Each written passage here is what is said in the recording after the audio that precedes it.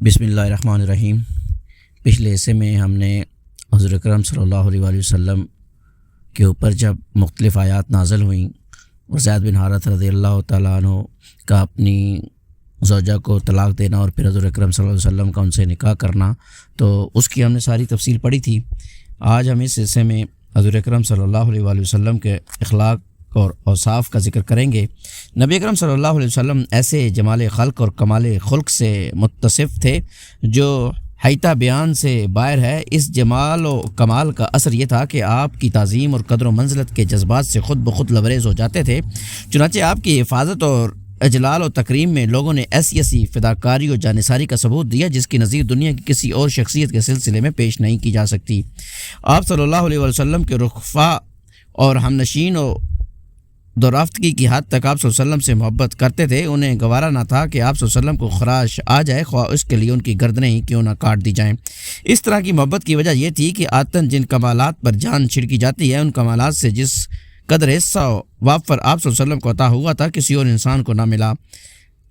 ذیل میں ہم عاجزی و بے مائگی کے اطراف کے ساتھ ان روایات کا خلاصہ پیش کر رہے ہیں جن کا تعلق آپ صلی اللہ علیہ وسلم کے جمال و کمالات سے تھا۔ حلیہ مبارک ہجرت کے وقت رسول اللہ صلی اللہ علیہ وآلہ وسلم ام محبت خزائیہ کے خیمے سے گزرے تو اس نے آپ کی روانگی کے بعد اپنے شور سے آپ صلی اللہ علیہ وسلم کے حلیہ مبارک کا جو نقشہ کھینچا وہ یہ تھا: چمکتا رنگ، تابناک چہرہ، خوبصورت ساخت، نہ توندے پن کا عیب نہ گنجے پن کی خامی، جمال جہاں تاب کے ساتھ ڈھیلا ہوا پیکر، سرمگی آنکھیں، لمبی پلکیں، بھاری آواز، لمبی گردن، سفید و سیاہ آنکھیں، سیاہ سرنگی پلکیں، باریک اور باہم ملے ہوئے ابرو، چمکدار کالے بال، خاموش ہوں تو باوقار گفتگو کریں تو پرکشش، دور سے دیکھنے میں سب سے تابناک و پرجمال، قریب سے سب سے خوبصورت اور شیریں گفتگو میں چاشنی، بات واضح اور دو ٹوک، نہ مختصر نہ فضول، انداز ایسا کہ گویا لڑی سے موتی جھڑ رہے ہوں، درمیانہ قد، نہ لمبا نہ چھوٹا، نہ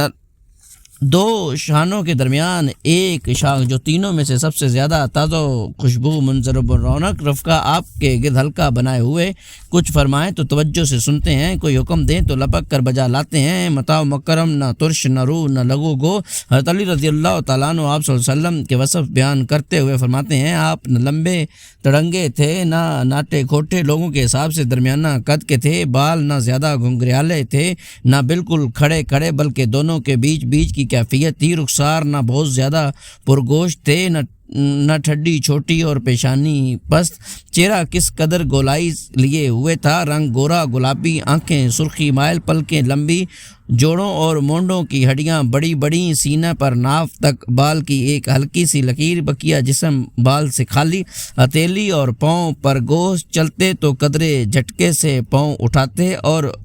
یوں چلتے گویا کسی ڈھلوان پر چل رہے ہوں، جب کسی طرف ملتفت ہوتے تو پورے وجود کے ساتھ ملتفت ہوتے، دونوں کندھوں کے درمیان مہر نبوت تھی۔ آپ صلی اللہ علیہ وسلم سارے انبیاء کے خاتم تھے، سب سے زیادہ سخی دست اور سب سے بڑھ کر جرت مند، سب سے زیادہ صادق اللہجہ اور سب سے بڑھ کر عہد و پیمان کے پابند وفا، سب سے زیادہ نرم طبیعت اور سب سے شریف ساتھی، جو آپ صلی اللہ علیہ وسلم کو اچانک دیکھتا ہیبت زدہ ہو جاتا، جو جان پہچان کے ساتھ ملتا محبوب رکھتا۔ آپ کا وصف بیان کرنے والا یہی کہہ سکتا ہے کہ میں نے آپ صلی اللہ علیہ وسلم سے پہلے اور آپ صلی اللہ علیہ وسلم کے بعد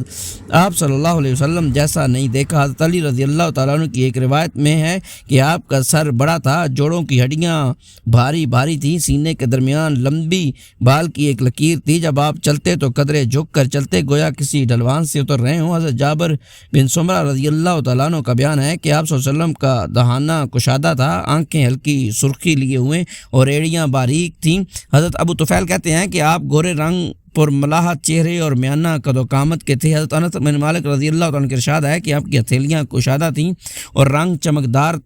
نہ خالص سفید نہ گندم گوں، وفات کے وقت سر اور چہرے کے بیچ بال بھی سفید نہ ہوئے تھے، صرف کنپٹی کے بالوں میں کچھ سفیدی تھی اور چند بال سر کے سفید تھے۔ حضرت ابو جویفہ کہتے ہیں کہ میں نے آپ صلی اللہ علیہ وسلم کے نچلے ہونٹ کے نیچے ان کا داڑھی بچہ میں سفیدی دیکھی۔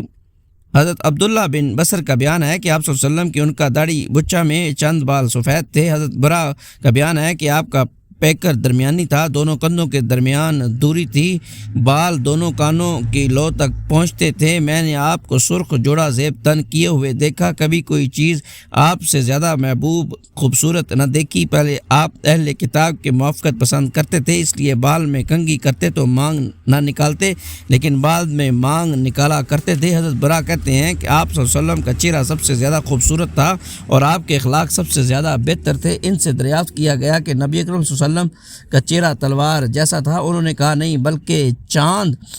جیسا تھا۔ ایک روایت میں ہے کہ آپ کا چہرہ گول تھا۔ ربی بنت معوذ کہتی ہیں کہ اگر تم رسول صلی اللہ علیہ وسلم کو دیکھتے تو لگتا کہ تم نے طلوع ہوتے ہوئے سورج کو دیکھا ہے۔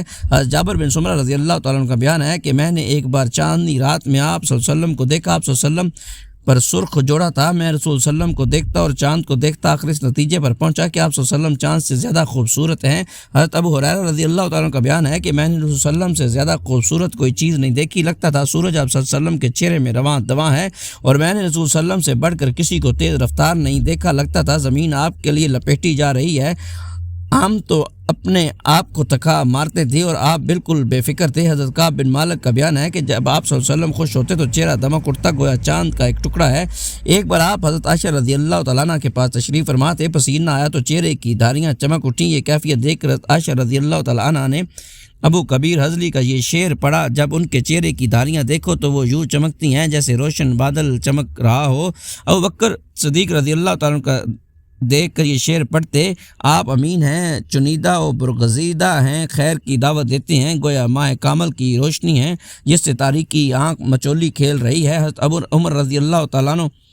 زہیر کا یہ شعر پڑھتے جو حرم بن سنان کے بارے میں کہا گیا تھا، اگر آپ بشر کے سوا کسی اور چیز سے ہوتے تو آپ ہی 14ویں کی رات کو روشن کرتے۔ پھر فرماتے کہ رسول صلی اللہ علیہ وسلم ایسے ہی تھے، جب آپ غضبناک ہوتے تو چہرہ سرخ ہو جاتا، گویا دونوں رخساروں سے دانہ انار نچوڑ دیا گیا ہے۔ حضرت جابر بن سمرہ کا بیان ہے کہ آپ صلی اللہ علیہ وسلم کی پنڈلیاں قدرے پتلی تھیں اور آپ صلی اللہ علیہ وسلم کے ہنستے تو صرف تبسم فرماتے ہیں، آنکھیں سرمگی تھیں، تم دیکھتے تو کہتے کہ آپ نے آنکھوں میں سرما لگا رکھا ہے، حالانکہ سرما نہ لگا ہوتا۔ حضرت ابن عباس رضی اللہ تعالیٰ کا ارشاد ہے کہ آپ صلی اللہ علیہ وسلم کے آگے کے دونوں دانت الگ الگ تھے، جب آپ صلی اللہ علیہ وسلم گفتگو فرماتے تو ان دونوں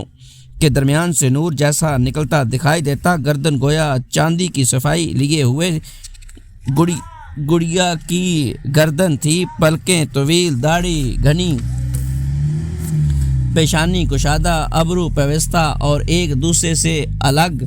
ناک اونچی، رخسار ہلکے، لب سے ناف تک چھڑی کی طرح دوڑا ہوا بال، اور اس کے سوا شکم اور سینے پر کہیں بال نہیں، البتہ بازو اور مونڈوں پر بال تھے۔ شکم اور سینہ برابر، سینہ مست اور کشادہ، کلائیاں بڑی بڑی، ہتھیلیاں کشادہ، قد کھڑا، تلوے خالی، اعضاء بڑے بڑے، جب چلتے تو جھٹکے کے ساتھ چلتے، قدرے جھکاؤ کے ساتھ آگے بڑھتے اور سہل رفتار سے چلتے۔ انس رضی اللہ تعالیٰ فرماتے ہیں کہ میں نے کوئی حریر و دیبا نہیں چھویا جو رسول صلی اللہ علیہ وسلم کی ہتھیلی سے زیادہ نرم رہا ہو، اور نہ کبھی کوئی عنبر یا مشک یا کوئی ایسی خوشبو سونگی جو رسول صلی اللہ علیہ وسلم کی خوشبو سے بہتر رہی ہو۔ حضرت ابو جعفر رضی اللہ تعالیٰ عنہ کہتے ہیں کہ میں نے آپ صلی اللہ علیہ وسلم کا ہاتھ اپنے چہرے پر رکھا تو وہ برف سے زیادہ ٹھنڈا اور مشک سے زیادہ خوشبودار تھا۔ حضرت جابر بن سمرہ رضی اللہ تعالیٰ عنہ جو بچے تھے کہتے ہیں آپ صلی اللہ علیہ وسلم نے میرے رخسار پر ہاتھ پھیرا تو میں نے آپ صلی اللہ علیہ وسلم کے ہاتھ میں ایسی ٹھنڈک اور ایسی خوشبو محسوس کی گویا آپ صلی اللہ علیہ وسلم نے اسے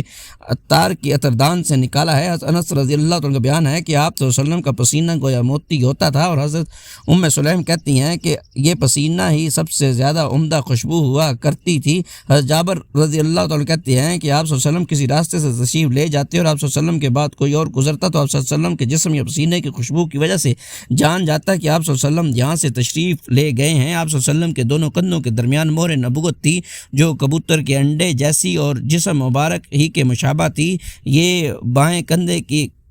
نرم ہڈی کے پاس تھی، اس پر مسوں کی طرح تلوں کا جمگڑ تھا۔